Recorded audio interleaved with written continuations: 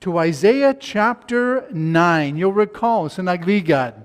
As been going through the book of Isaiah, God had spoken to the prophet, telling him to make a large banner. Kind of a bit of a dramatic move. This big scroll that he was to put out in the marketplace announcing the fact that the Assyrian army, remember the kingdoms of the day. What are our kingdoms we're dealing with? You have the kingdom of Judah.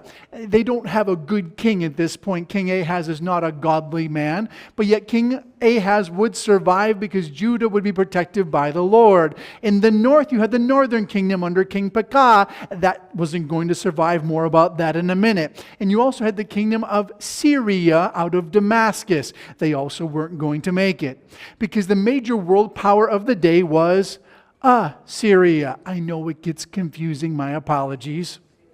You have Syria, which is Damascus, Assyria, which comes out of Nineveh. It sometimes helps to have their capitals because then you can kind of relate to them a bit better. So you have Damascus, you have Nineveh, Syria, and Assyria. The problem was Israel was looking to Assyria to be their help. So Isaiah puts up this big banner. What does the banner say? It says, "Quick plunder, hurry rob." That's the translation. Because what was going to happen is the Assyrian army was going to come in quickly. They were going to plunder. They were going to hurry and rob the people of Judah. Why? Because they were looking to the wrong source of salvation. They were trusting in politics. They were trusting in the nations of men to save them from the judgment that was going to come. As a result of this, because they did not look to the Lord, God said, "I'm going to send in a flood." A huge flood that's going to come right up to your neck. That was the key word. It's not going to conquer sa bilog sa inyo lugar, only up to your neck. Inyo liog na lang. What's the head of Judah? What city is the capital of Judah? Jerusalem. So they would not take the capital. They would take everything else, but God would stop them before they took the capital itself. That will ultimately be fulfilled in the time of Hezekiah, the son of Ahaz. More on that next week. But for this reason, because they were looking to the wrong source of help, God told them, "You are going to be in trouble." He warned Isaiah, "Don't you fall in with them. Don't you give in to the fear that is filling Judah right now, because there's going to be problems. There's going to be trouble because they're looking to the wrong source." God was going to bring great darkness upon the land. He was going to bring great trouble upon the people because they were not trusting in the Lord. They were going to mediums. They're going to have seances. They're talking to the dead rather than to the living. And because of this, God was going to judge them, which is where we pick up our Bible study in Isaiah chapter 9. Isaiah chapter 9, beginning in verses 1 through 5, as we come to the hope that Isaiah gives. For let's read. "Nevertheless, the gloom will not be upon her who is distressed. As when it was first, he lightly esteemed the land of Zebulun and the land of Naphtali. Afterwards, more heavily oppressed by her by the way of the sea, beyond the Jordan in Galilee of the Gentiles." Let me give you the background because this gets very interesting. So Isaiah has just told the people of Judah, and this prophecy, as it opens up, is addressing Judah as a nation. It's the southern kingdom that we're talking to. As Isaiah addresses the southern kingdom, he says, "Listen, it's going to be difficult. Times are going to get hard. Things are going to get very dark.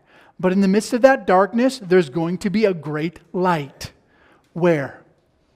Very important, the geography. Where will the light show up? Notice we're given two tribes. It's going to show up in the land of Zebulun and the land of Naphtali. Now here's a quiz for you and a test on a Wednesday night. How many of you remember the 12 tribes of Israel? Just as a quick reminder, Israel has 12 tribes. Most of them you may have some recollection of. You go, "Well, I know there's Judah." You probably remember the Levites. You might remember Benjamin, maybe Reuben. Dan's a good one. You remember Dan, Pastor Waigitsaila. But you know who we tend to forget? There's tribes we tend to never talk about. What two tribes do you never mention? Zebulun, Naphtali. Issachar's in that group too, but these particular two that we're addressing this evening. Now here's the idea. Tribes that were forgotten, where were they located? They are on the northern border of Israel, not Judah, Israel, the northern kingdom.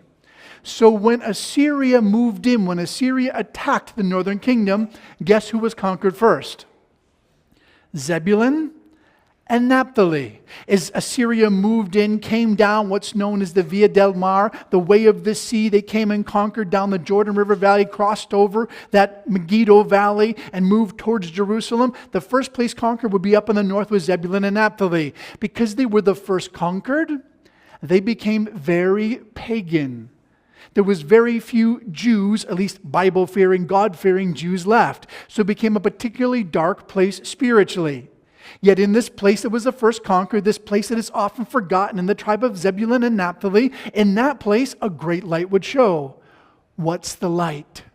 Wrong question. Who is the light?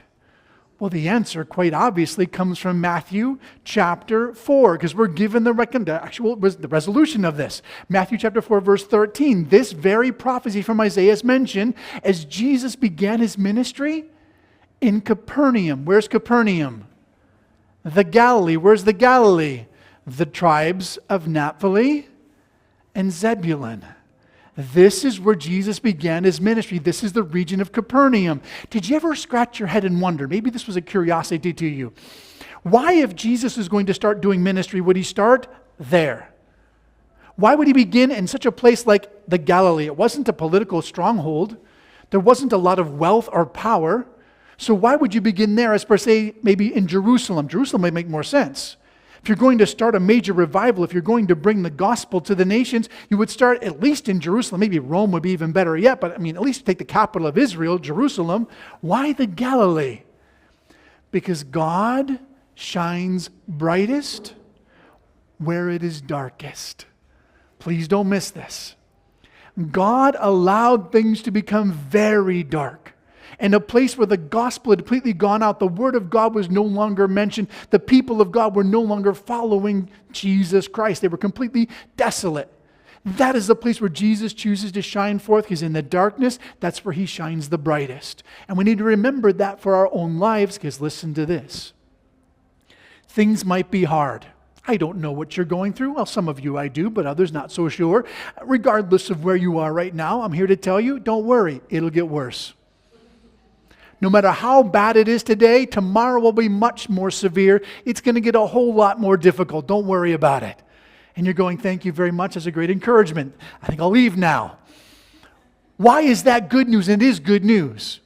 Because Paul himself would tell us in 2 Corinthians chapter 1, verse 8, that God allows things to become beyond measure, above our strength, in so much that we despair of our very lives. He called it, by the way, and I love this terminology, the sentence of death.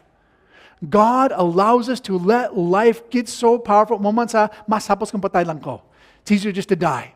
Why would God allow that? So that we learn not to depend upon ourselves, but in our God who raises the dead.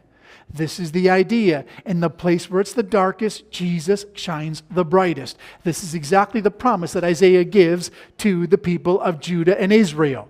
So what happens when he shows up? Look at verse 3. You have multiplied the nations and increased its joy.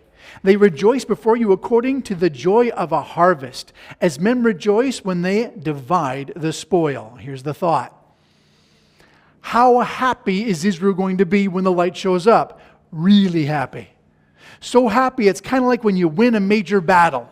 When you win a major battle and you get to come in and get all the spoils from the war, that kind of happiness is going to take place when this light shows up. Or, amoman, when you have a harvest. I don't know that we follow harvest too much here. Nong, you may have an idea about this, but needless to say, when the sugar cane starts coming in, right about now, by the way, we were driving back last night, by the way, on the highway. Puno gets among a sugar cane truck. I know it's sugar cane season again. And everybody's happy because they all have work again. There's money again. May sweldo naman sila. And the moment sa kalipay, because may sweldo, that's the same joy that's going to come to the nation of Israel when they see this light. They're going to be overwhelmed because suddenly there's an answer to all of the problems they didn't think they had a solution to. In fact, they'll be set free. Look at verse 4. For you have broken the yoke of his burden, the staff on his shoulder, the rod of his oppressor, and the day of Midian. For every warrior's sandal from the noisy battle, the garments rolled in his blood, he will use for burning and for fuel in the fire. So here's the idea. When the light comes, when Jesus arrives. Israel's going to be excited. Why? Because he brings victory.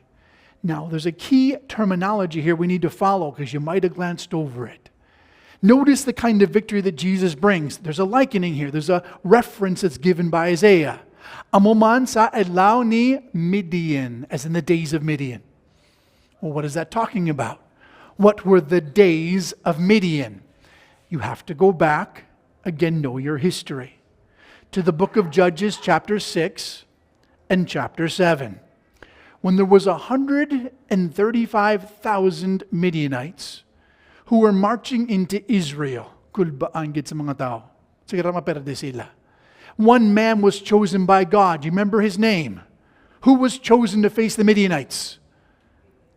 Gideon. Gideon, the mighty man of valor. By the way, one of the most humorous points of all of the scripture, because Gideon's literally hiding in a ditch. He is hiding and he's terrified and he's scared and he's trying to make sure nobody sees him. And up pops the angel and says, mighty man of valor, who's hiding in a ditch. Come and fight for God. Lead the people of God into battle. And Gideon goes, I don't believe you. I'm not the right guy. I'm hiding in a ditch. Prove it to me. And God proves it through the fleece, if you remember the story. So Gideon's convinced and says, okay, I'll lead Israel into battle. How many troops are you going to give me? Call them to battle. 30,000 respond. Not the best odds. 30,000 against 135,000. That doesn't sound like it's going to be very powerful. It's not going to go well for Israel. But God sees this number and goes, that's too many. If I let you have victory with 30,000, you'll say sa katapusan, kami na lang. We won the battle. So anybody who's scared, basta mahadlok sila, pwede mapuli. 20,000 go home. Here's your math on a Wednesday night. If you had 30,000 and you lose 20,000, pila ka tao bilin? 10,000. The accountant has it right. I like it. 10,000 na lang bilin. 10,000 people. Gideon's going, okay, we had 30 against 135. Now we're 10 against 135. The odds just got worse. God said, too many. Go down to the spring, En Harad. The spring of Gideon, there at the base of Mount Gilboa. Dip your hands in the water, go get a drink, and I'll tell you which ones you're allowed to bring to the battle. Now, if you remember the story, ang iban, face plant right in the water, suck it up because they're thirsty. But some of them, jutay na lang, kneel down cup and they put the water in their hand before they drink it. Now, I know there's a common theory that the reason why they cupped their hands was because they were the alert ones. They're watching for the soldiers, they're watching for the armies. They're being the diligent ones, and that's who God picked. I'm not sure about that. I tend to hold to the view they were the ones who were old. If you've ever seen people go to the river, kind of bend down, you're kind of going, that's as far as I'm getting. My back's not letting me go further. So what do? Cup your hand to go the rest of the way. The young ones can face plant. The old ones, they kneel and cup the rest of the way. God picked the weakest, the oldest, the most feeble. How many were left? 300 lang. Just 300. God made victorious. It was amazing, by the way, victorious battle over the Midianites. Not one Jew died. All 135 Midianites were defeated. Meaning, they didn't fight the battle. God fought the battle for them. Please don't miss this. When the light comes, you will have the victory. Not by your own effort, not by your own might. God will do the battle for you. He will fight for you. Now, are we talking about a physical battle? No. What are we talking about? The battle against sin. Because ultimately, the greatest battle we have, it's not kontra sa mga tao balibot sa aton, importante na, that comes and goes. The greatest battle we have is against our sinful nature. How do we defeat our sin? How do we live a holy and righteous life? Not in our own efforts. It takes the light. It takes the work of God who gives us the great victory. He does it for us. He sets us free. John chapter 8, verse 36, whom the Son sets free is free indeed. This is the promise that's given to Judah in light of the darkness of Assyria that's about to wash over them. Now, we're given exactly who this light would be with some incredible details. Look at verses 6 through 7. For Isaiah goes on, you're very familiar with these verses. For unto us a child is born, unto us a son is given. Now, stop right there. Isaiah specifically now details who this light's going to be that's going to come in and win the battle and set us free from our sin. Who is the one who sets us free? He is the child that is born. Now, this is a fulfillment of what was set up back in Isaiah chapter 7, verse 14. For we're told a child would be born to a virgin. His name would be Emmanuel. So here we have that same picture, that same fulfillment, now future looking toward the future, although there is a dual, more on in a minute. But it looks towards Jesus Christ who would be born. But notice he is a son that was given. Stop right there. For this idea of Jesus being a son, we need to define. Jesus is not the son because he was born to Mary. Jesus has always been the son. It speaks of his role within the Trinity. There are three personalities within what we call the Godhead. On the Trinity, that's the word we use to describe it. Though not a biblical word, it does describe the idea. It speaks of three different people. There is Amai, he's number one. Anak, number two. Kag Espiritu, number three. And the idea is he is the second one. The sonship of Jesus was there from before time began. Before God created the heavens and the earth, before Genesis chapter 1, verse 1, Jesus was already the Son of God. So the idea here is a child is born. What's the child who was born? The Son of God, Jesus Christ. It's identifying who became a man, who came down to earth to be the light that would set us free. What happens when he comes? Look at verse 5 again. The government will be upon his shoulders. Now we need to elaborate on this word government because it's kind of interesting. It comes from the root word in the Hebrew, sar. It means authority. He is given power. He is given authority. What authority is he given? The authority over our sin. Now, to be honest, I need to give this to you so you have this in balance. There is likely a dual fulfillment to this prophecy. Because mind you, at this point in history, the king of Israel is still Ahaz. Not the good king, he's the bad king. He's there in Judah. Ahaz would have a son. Ano ang anak ni Ahaz? What's his name? Hezekiah. So Ahaz would have a son. The authority would be given to him, and through him, he would allow the Assyrian army to be defeated. If you actually go to Israel, if you were to ask a Jew to interpret this passage, that's what they would tell you. This is a reference to Ahaz having the son who is Hezekiah, who would ultimately bring freedom from the Assyrian army when they were defeated, when they surrounded Jerusalem. But it obviously goes much further than that. We'll see why in just a minute. It's not just speaking of an immediate fulfillment. It's a dual. It looks forward to Jesus Christ. For what authority was given to Jesus Christ? All authority. He's given all power over sin and over death. How did Jesus get authority, power over sin and death? That word government, mind you, speaks of his power, of his authority. How did he get that power and authority? By becoming a child. It's the gospel message baked right into this prophecy. The Son had to be born. The Son had to become a child. Jesus had to come down. He had to humble himself to become a man so that he might die upon the cross, that he might defeat our sin, that he might defeat death and give us new life. Philippians chapter 2, verse 8. He being found in the appearance as a man, God became a child, the Son became a child.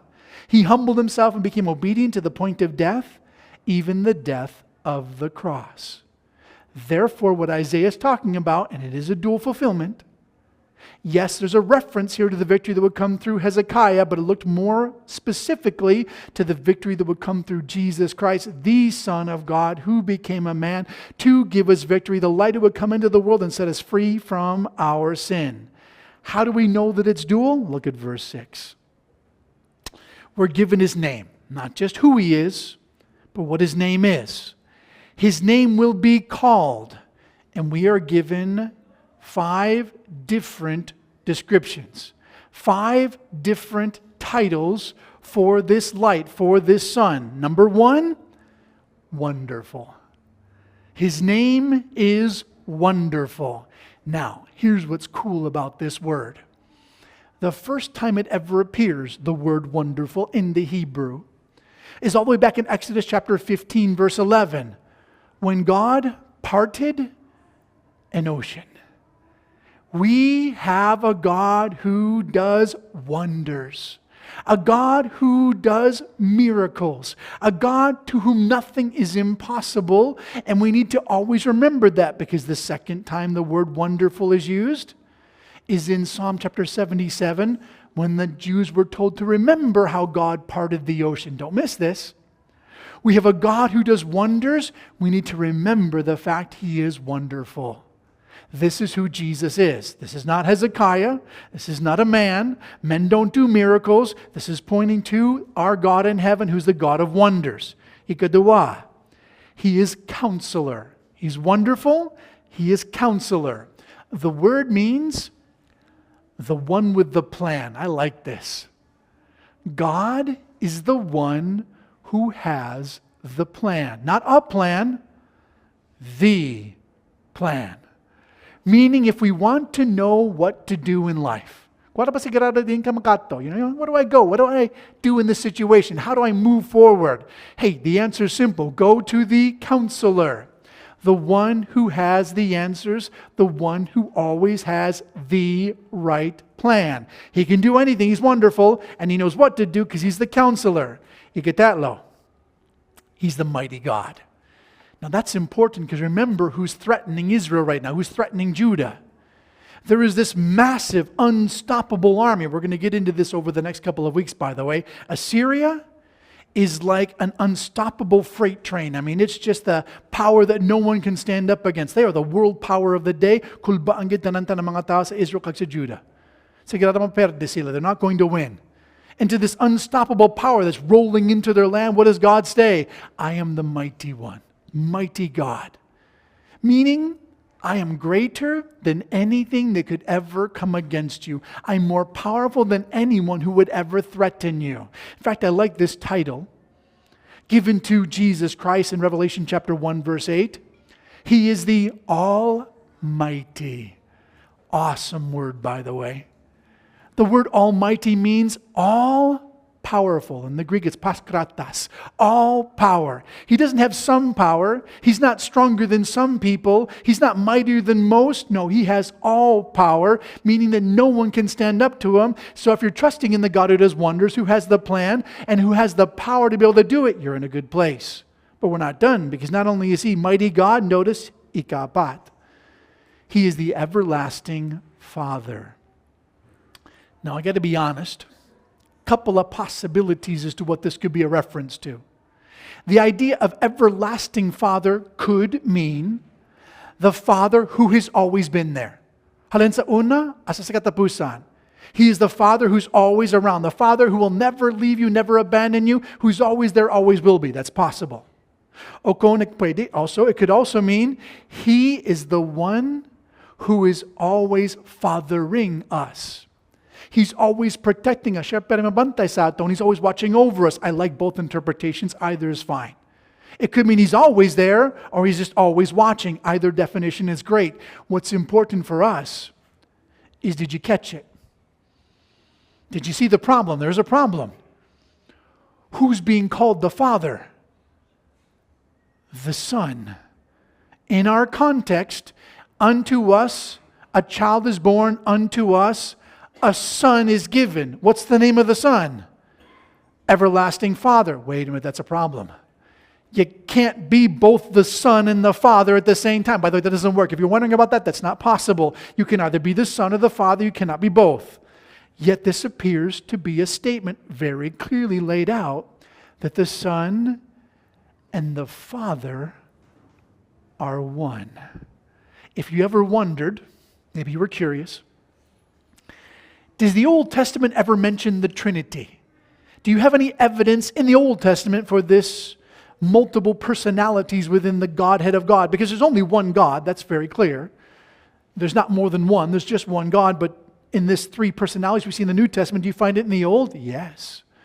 Isaiah here gives it to us in a beautiful way, that the Father and the Son are one. Now, maybe you got a question, you raise your hand and go, How is that possible? How can you be both the Father and the Son? And throw it in there, by the way. We know from the New Testament He's also the Spirit. All three are one. How does that work? Here's the answer. We don't know. I've heard some attempts at describing this. I've heard people try to use the example of water. It's a decent try. The idea is water can be liquid, solid, or a gas. Three forms, but it's always tubig na lang. It's always water. But that doesn't quite work because God doesn't go back and forth between three forms. He's not God one day, the Son the next, and then the Spirit the day after that. He doesn't go back and forth. He's all three at one time. So water doesn't really work. Ang iba, they say, well, ang moment sa itlog, it's like an egg. Because the egg has the shell, ang puti, the white part, and then the yolk on the inside, but it's just one egg. Again, same problem. God's not three things shoved together in like next to each other. He's just all three at once. So how does that work? No idea. Here's why. And I like this actually. It's not a bad thing, it's a good thing. There is nothing else like our God. See, the problem we have is we try to associate. He's like this. He's not. Well, ang moment sa ina. No, it doesn't work that way. There's no one, nothing like our God, nor should there be, because our God is far better, far greater, far beyond anything that we could ever relate Him to. There will come a day when we will stand before Him by His grace. And if you've got questions like, God, how are you three in one? He will answer them for us gratefully. I'm not worried about it. What we need to understand is the Bible teaches it. This is the nature of who God is. You must believe in a God who is three in one. God is both Father, Son, and Jesus Christ, and Spirit all at the same time. If you do not believe that, that's not the God of the Bible.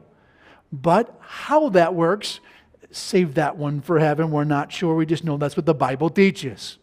But that brings us to the final title, and it ties the other four together. Notice Katapusan is the Prince of Peace. Literally, He has authority. Same word as government, by the way.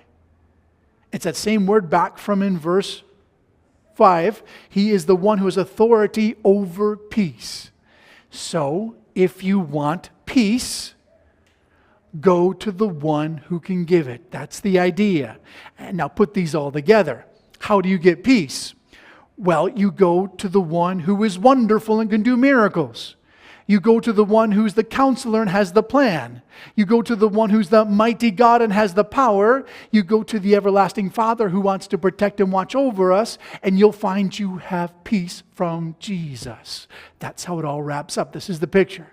This is exactly what Isaiah is giving, and I love the fact that it's to a nation that's rebellious. He's saying, come. Come to the light. Come to Jesus. Come to the one who gives you peace. Well, notice we're also told that He has authority. Verse 7. Of the increase of His government, Jesus' government. We're not talking about Hezekiah. How do we know we're no longer talking about Hezekiah? Because of His peace, there will be no end. The peace for Hezekiah was momentary, not everlasting. We're not talking about Hezekiah anymore. This is Jesus, who will sit upon the throne of David over His kingdom, to order it, to establish it, with judgment and justice from that time forward, even forevermore. Here's the promise. When the Son comes, when Jesus arrives, God will give Him authority over everything. He will establish a kingdom that will never fail. Now, we've got a bit of a problem here again. Jesus came, and He left. And His kingdom right now, kind of a mess if I'm honest. The world, kind of chaotic, a lot of bad things happening. So you're going, what happens? Where's His kingdom? He's not done yet. He came once to conquer sin. He will come back to establish His kingdom on earth. This is what's going to happen. This is the return of Jesus Christ. This is when He establishes His authority, His kingdom that will never end. And according to Revelation chapter 19, verse 16, He comes riding out of heaven. This is after 7 years of tribulation. When he comes riding out of heaven, he will come down upon the earth. We will follow after him, by the way. That's kind of the fun part, because we will be raptured. We're pulled out prior to the tribulation. We're celebrating the marriage feast of the Lamb when the world is going through troubles down here. By the way, good note to want to be saved before the rapture occurs. You want to be in heaven, having the good time, not here on earth, going through the tribulation. But we ride out of heaven, according to Jude chapter 1, verse 14, following after Jesus Christ, where he touches down, and he then goes to the valley of Megiddo. What else is the valley of Megiddo known as? It has a very popular, very famous name. Har-Megiddo, or we would say in English, Armageddon. There he will defeat the armies of the Antichrist with a single word, according to 2 Thessalonians chapter 2, verse 8. Having defeated them, he will take the Antichrist and the false prophet. He will throw them into the lake of fire. They're the first two people to go into the lake of fire. He then comes back to Jerusalem. He sits down and he judges the nations. This is Matthew chapter 25, verses 31 through 48. Sa tanan ng mga tao, buhi pa sila dari sa kalibutan, he'll sit there and decide sino pwede masulod. Who gets to come into his kingdom? If you've taken the mark, 666, the mark of the beast, bawal gid, hindi pwede. You'll be put to death. Those who are Jewish, those who are believers, those who have not taken the mark, pwede masulod. You are the sheep, you are allowed to go in. You'll repopulate the kingdom as Jesus establishes what we call, according to Revelation chapter 20, verse 4, the millennial reign. Iskalibol katuig, 1,000 years here upon the earth, Jesus will rule and reign. This is him establishing his kingdom that will never end. And during that 1,000 years, and we'll get into this in a couple of weeks, Isaiah chapter 11, verses 6 through 9, there will be peace upon the earth. In his kingdom, there is peace. The lion will lay down with the lamb. No more war, no more fighting, no more swords, no more armies. For God will rule and reign. There will be righteousness and peace upon the earth. This is the promise that is given to Jesus Christ, the Son, the light that's going to come when he establishes his kingdom. How do we know this? Notice the end of verse 7. For the zeal of the Lord of hosts will perform this. In other words, because it's not from men, it's from God. You know this is going to be true. And I love this prophecy because obviously this extends far beyond the days of Isaiah. This is a prophet that still speaks to us to this very day. We get to hold to and recognize that we understand that if we're looking to Jesus Christ, in the end, we win. No matter what our problem, no matter what our difficulty, no matter what our circumstances might be, look to the light, look to the sun. Find peace, find the answer, because he has authority, he has the power, he will have the victory. We know that he in the end wins. This is the promise given to Judah and Israel during the days of Isaiah. But he's not done. For notice verses 8 through 21. There's a judgment that remains. In particular, not a judgment towards Judah. We'll talk about them next week. This is a judgment of Samaria. Remember your capitals. Samaria references the northern kingdom, as Jerusalem is the southern kingdom. If you want Syria, that's Damascus. If you want to get Nineveh, that's going to be the Assyrians. So remember your capitals, or sometimes how the Lord refers to them. This is a judgment against Samaria, the northern kingdom. For look what we read there in verse 8. The Lord sent a word to Isaiah, against Jacob, and it has fallen upon Israel. All the people will know Ephraim and the inhabitants of Samaria, there's our reference, who say in pride and arrogance of heart, the bricks have fallen down, but we'll rebuild what we have with stones. The sycamores are cut down, but we will replace them with cedars. So here's the thought. Isaiah turns his attention. He's given the hope of the light that's to come. He's given the hope of the child, the son that God's going to give. But he then turns to the northern kingdom, to the capital of Samaria, and goes, you are arrogant. You are prideful. For here's what you're saying. Israel's going to fall. Assyria's going to come in. They're going to knock down your walls. Your bricks are going to be crushed. They're going to be shattered. Your strong houses are going to be knocked over. Your trees are going to be felled. But what you say in your heart is, we'll build it back better. Yeah, it's a little tough right now. Things are a little hard. Don't you worry. It'll be even better in the end. We won't have bricks, we'll have stones. We won't have sycamores, we'll have mighty cedars. So though times are difficult, we're going to be stronger in the end. We're going to be better off for all of this hardship we're going through. And God looks at him and says, you're arrogant.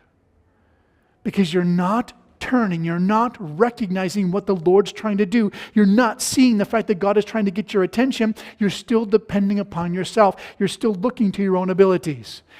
There's some wisdom in having some positivity, don't misunderstand. My wife, this drives her nuts. I'm not a negative guy for the most part. I have my days, don't get me wrong. She just gave me, so I have my days. But for the most part, I'm glass half full kind of guy. I tend to have a positive outlook on things. And that's not bad in general, so long as Jesus is part of the equation. If we are positive apart from God, that's just called stupidity. That's called arrogance and foolishness. Because if you take God out of the equation, there is nothing positive that's going to happen. And this is Samaria. This is Israel. They're rejecting, they're ignoring the lesson God's trying to give them and just saying positive things like, don't worry, in the end we're going to be better off. We'll have stone and cedars rather than we have bricks and sycamores right now. What Isaiah tells them, verse 11, therefore, the Lord shall set up an adversary of resin against him, spur his enemies on. The Assyrians before, the Philistines behind, they shall devour Israel with an open mouth. Here's the thought. You who say things are going to be better, God says, God is going to cause the nations around you to turn against you. Not one, all of them.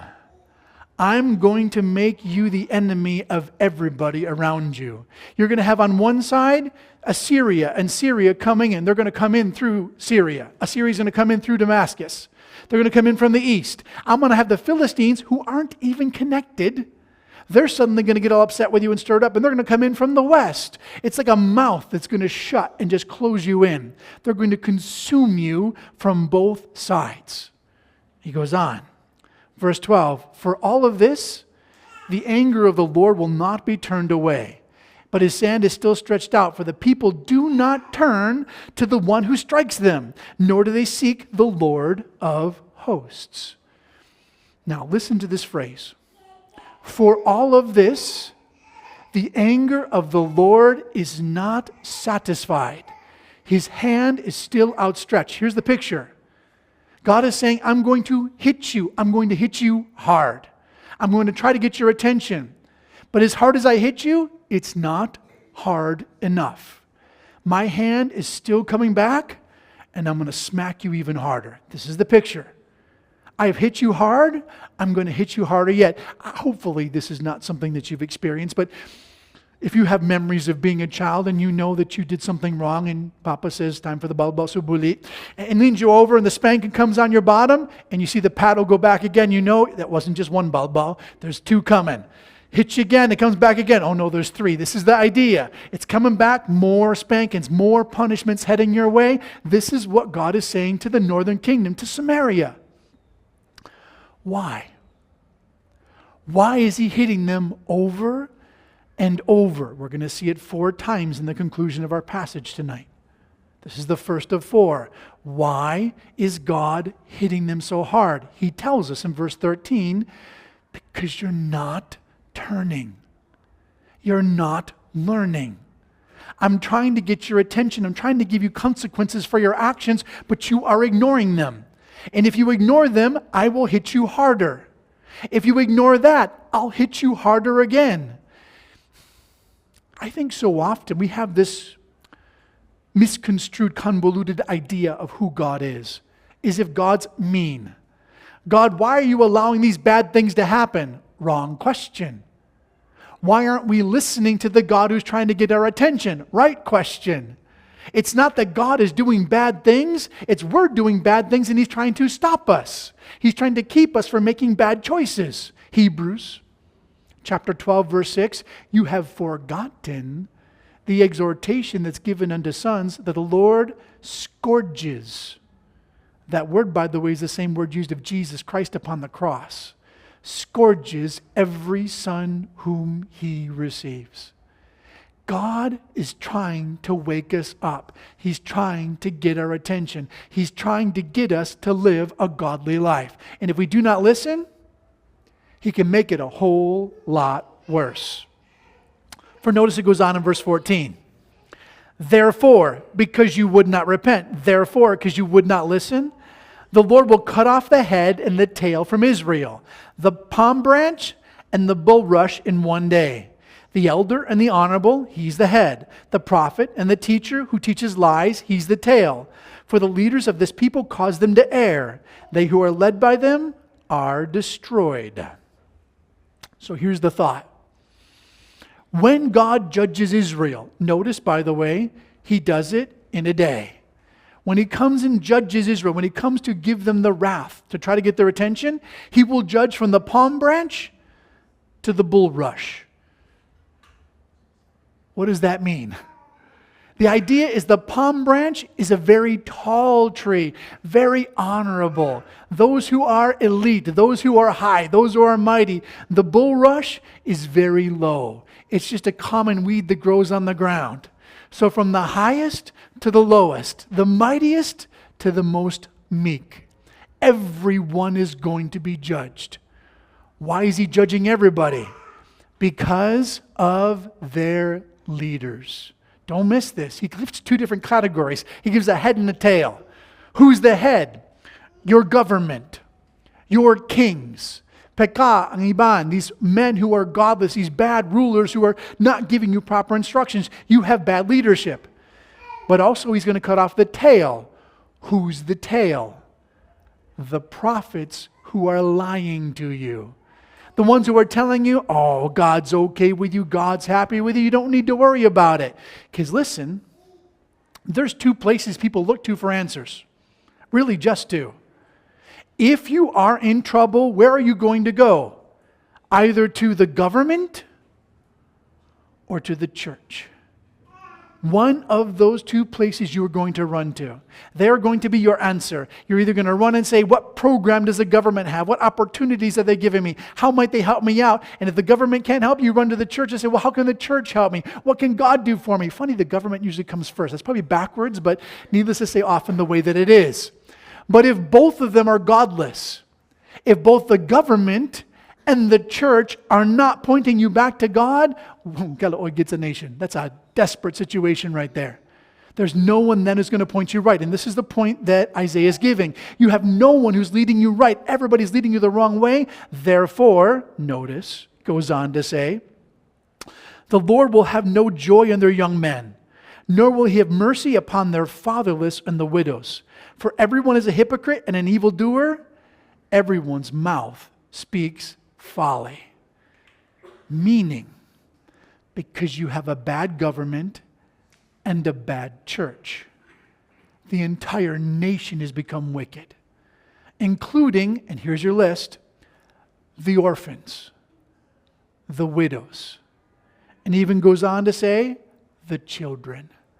Now, those are three categories that typically you would go, I mean, you're not going to give a hard time to orphans. You're not going to give a hard time to widows. They're the people who need help. Certainly not the kids. But if everybody's wicked, everybody's evil, then there's no hope for the nation anymore. And this is the case in Israel. This is what Samaria has come to. From the top to the bottom, every single individual is now a hypocrite. Hold on to that word because we're going to come into that next week. What does the word hypocrite mean? They're talking about God.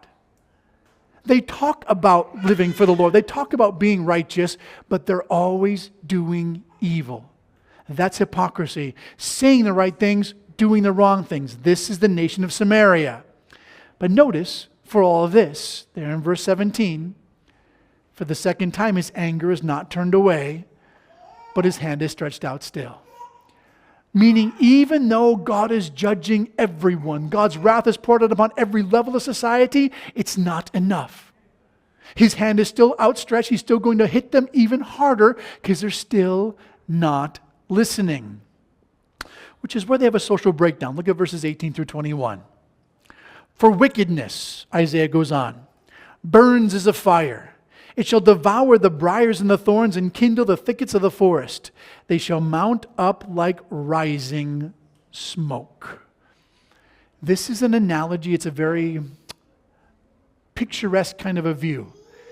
Isaiah elaborates and he compares wickedness, evil, to fire. How is wickedness, how is that like a fire? Because it doesn't take much to do a whole lot of damage. If you are, let's say, inside of a house and you're cooking on your grill, you're cooking on your stove, little flame coming out, not a big deal. You go, that's not very dangerous. What happens if that flame gets to your wall? It gets to your rags. It gets anywhere else in your house. A little bit of fire spreads just a little farther away. Before you know it, everything's up in flames and it consumes the whole house and it's all lost. And this is the picture. This is the idea. Israel's going, well, it's just a little bit of sin. It's not that big of a deal. It's not that dangerous. A little bit of wickedness, a little bit of hypocrisy. Certainly that's not too bad, right? And Isaiah's telling them, listen, it's like a forest fire. It's going to spread, and before you know it, all that's going to be left is ashes. Just smoke and ashes is all that will remain. Because we have far too lax, if I'm honest, of an attitude towards sin. We think it's not that big of a deal. Until today, by the way, I do want to kind of emphasize this. We have this, well, it's a little lie. It's a white lie. You know, it's not that bad of a thing. It's just one paper clip. It's one pen that I took. It's not really kawatan. I didn't really steal. I'm just borrowing it. I'll let it go back eventually. And we think that a little bit of sin, it can't do any harm to anyone. And we don't realize that a little sin can start a fire that before long will consume our lives. This is the warning Isaiah is giving. He's saying you don't realize how dangerous. You're playing with fire and you're going to get burned. For verse 19 goes on. Though the wrath of the Lord of hosts consumes the land, burns it all up, and the people are like fuel for the fire, no man will spare his brother. He will be snatched on the right hand and be hungry. He will devour on the left hand and not be satisfied. Every man will eat the flesh of his own arm. Here's a very graphic picture and a graphic description. And what Isaiah is kind of picturing here, there's two possibilities. He could be talking about, more metaphorically, when sin is going unchecked, when a nation has lost sight of Jesus Christ, when a people no longer are looking to the Lord, they start to consume one another. They're attacking each other. They get angry with each other. They're not patient with one another. So speaking metaphorically, they begin to devour one another. But it could also be quite literal.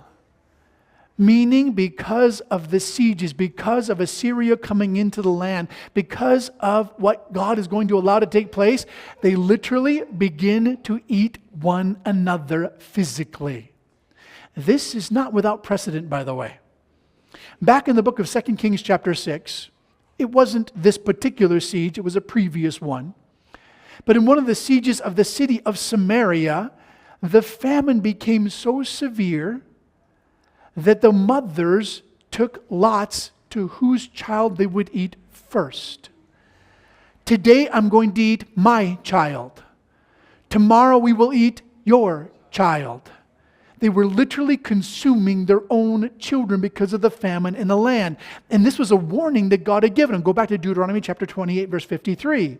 God warned them, if you rebel, if you turn away from me, if you do not listen to my commands, you will literally consume one another. You will devour, cannibalism, each other. Now, which one is it? Is it metaphorical or literal? Maybe both.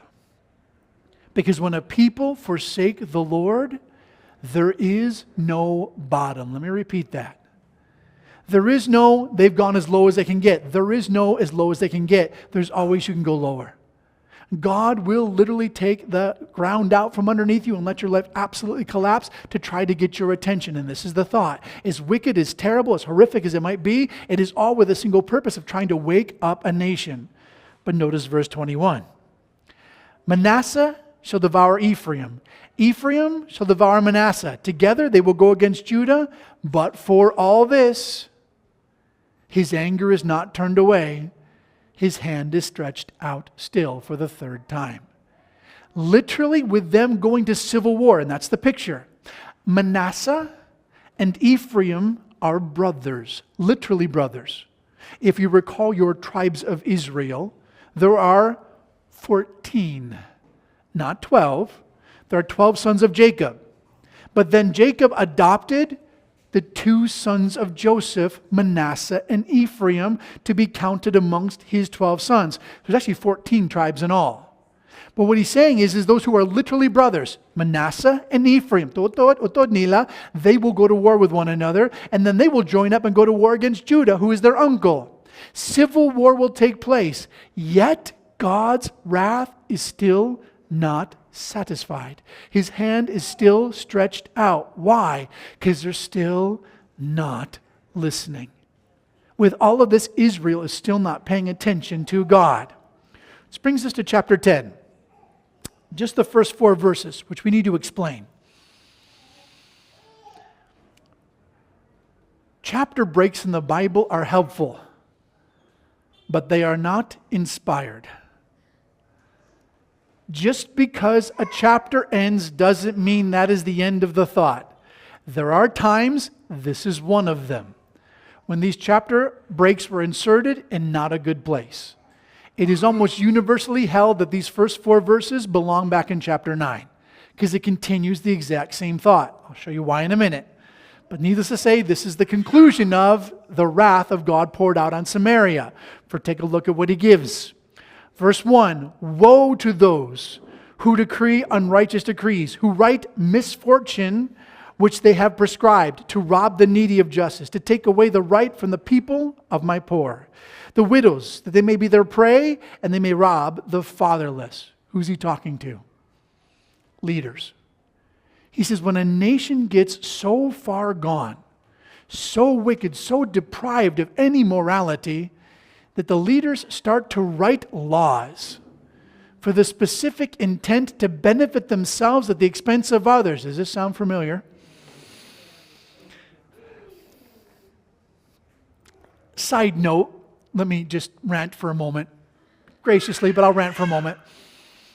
As you may have heard, we had a young lady yesterday who quite tragically was hit by a drunk driver. She was in Hema Island there at the church of Hema Island. She grew up in the church of Hema Island. 20 years old, on her way to school. 6:30 in the morning, riding in the back of the motorcycle, both legs kind of on the side kind of thing, where you have the driver in front and then you're kind of sitting side saddle behind him. And they were doing a U-turn on the main highway, plenty of room. No problem, should have been okay. There was a truck coming, but it was far off. A motorcycle zipped out from behind the truck to pass him, doing excessive speeds, drunk. Drunk at 6:30 in the morning, that I don't understand. I understand driving when you're drunk, but much less at 6:30 in the morning. Full force plowed into her, shattered her leg. 20 years old, completely shattered her leg. I mean, blew it open, broken, open wound, terrible. So she couldn't be treated in Hema Island. They had her transferred to Bacolod. Shouldn't be a problem, approved for the transfer. But we waited 12 hours. Couldn't find out why. No one could tell us. She just wasn't getting approved. So last night I actually came back. We were in Hema Island in the morning, drove back in the evening, went over to see Al Corzon Laksin to say, hey, why aren't you letting this girl come in? There was a flood.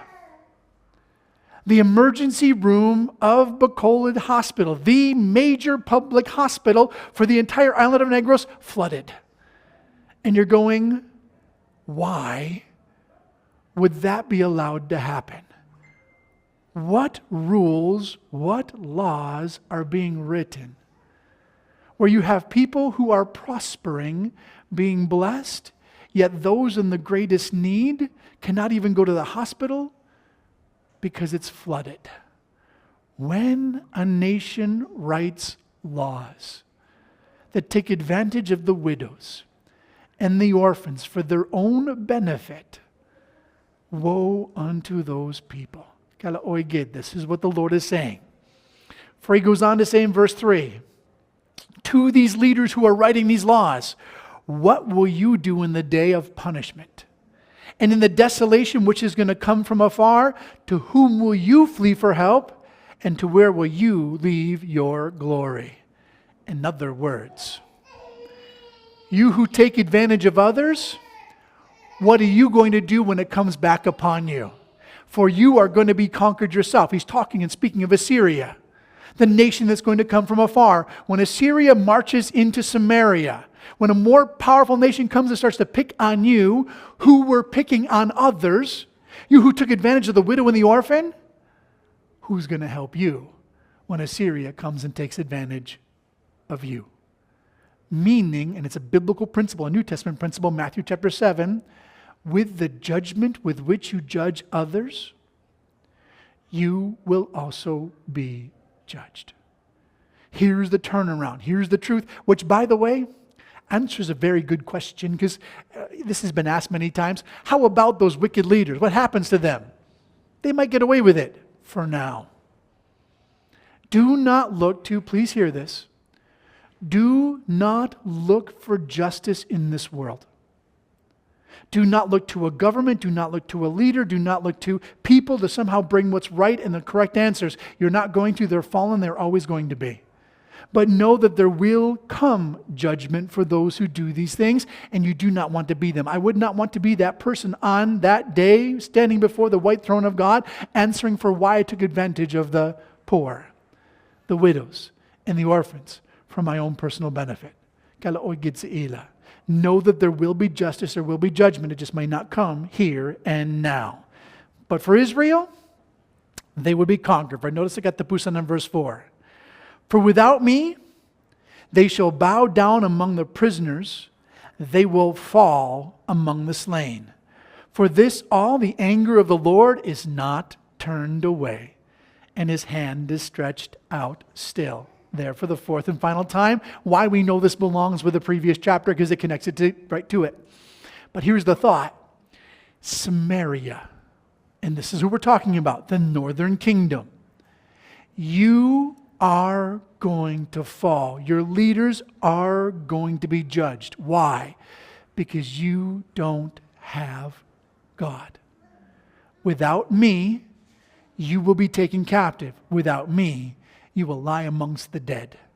You're not going to make it because you've turned away from the only answer. You've turned away from the light. You've turned away from the sun. You've turned away from the one who is the wonderful Counselor, mighty God, Prince of Peace, everlasting Father. Therefore, there's no hope for you. You've turned away from the one answer. Therefore, there is no one who can now save you. This is why Samaria did fall. Not a question. This is what happened. The northern kingdom was ultimately defeated, scattered, never to be seen again. Now, we do know God does bring them back, miraculously, prophetically in the book of Revelation chapter 7. But other than that, they have not been around for the past 2,700 years. They were decimated because there's one simple choice we have to make in life. And here's the bottom line.